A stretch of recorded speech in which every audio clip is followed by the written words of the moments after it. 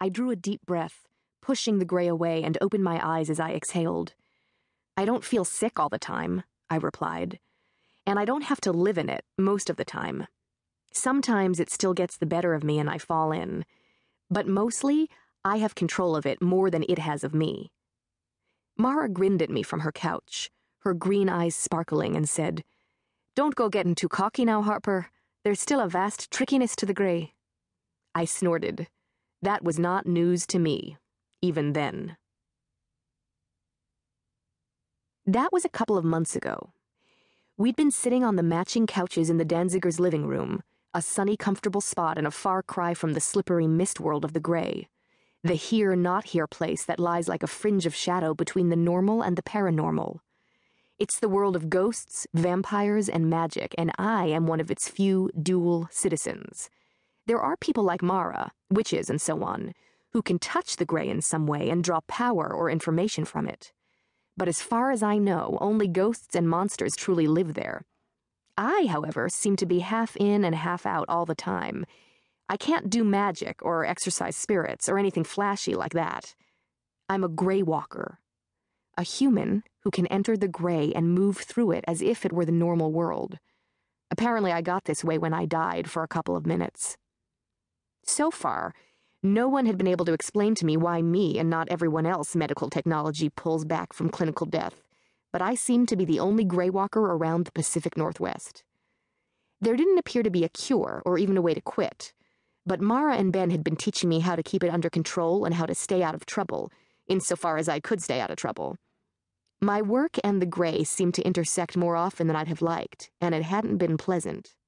As a private investigator, I usually carried a pretty dull caseload, but once the ghosts and vampires found me, things got weird fast. In October, months after the calm on the couch, I wished that the meeting I was driving to would be normal, even boring, but since I'd been recommended by Ben, the self-proclaimed ghost guy, I wasn't holding out a lot of hope. Within a few minutes of my arrival, even that bit of hope was totally dashed.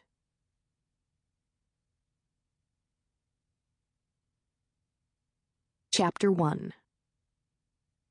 I sat in a box-like office for 23 minutes as Professor Gartner Tuckman told me that he and a motley group of strangers had made a ghost. Not in the film noir bang-bang sense, but in the creepy woo-woo sense. Frankly, I found Tuckman creepier than some of the ghosts I've met. He was thin and intense, with a hectoring, arrogant manner, a sharp voice, and the cultivated, piercing gaze of a silent film villain. He was also a liar. At least by omission. I held up a finger to stem the battering wash of his words. "Let me see if I understand this, Dr. Tuckman. You put together a group of people who made up a ghost and haunted themselves?" "No. They did not haunt anything. There is no ghost. It's an artificial entity powered by their own belief and expectation. The parapsychologists would call it a group thought form." "I thought you were a parapsychologist." He scoffed. "I'm a psychologist. I study the minds of people, not spooks. The point of this project is observing how rational individuals become irrational in groups, and how that is reinforced by the group itself. In recreating the Philip experiments, I gave them an acceptable focus for their irrationality." The group in the Philip experiments claimed to have created an artificial poltergeist, right? Psychokinetic phenomena and all? He rolled his eyes. "Oversimplified, but yes. So you told your group to make up a ghost, believe in it, hold these seances, and they'd get phenomena. Did they?" Tuckman tossed his head. "Of course they did. Regardless of anything else questionable about the Philip experiments, they did, undeniably."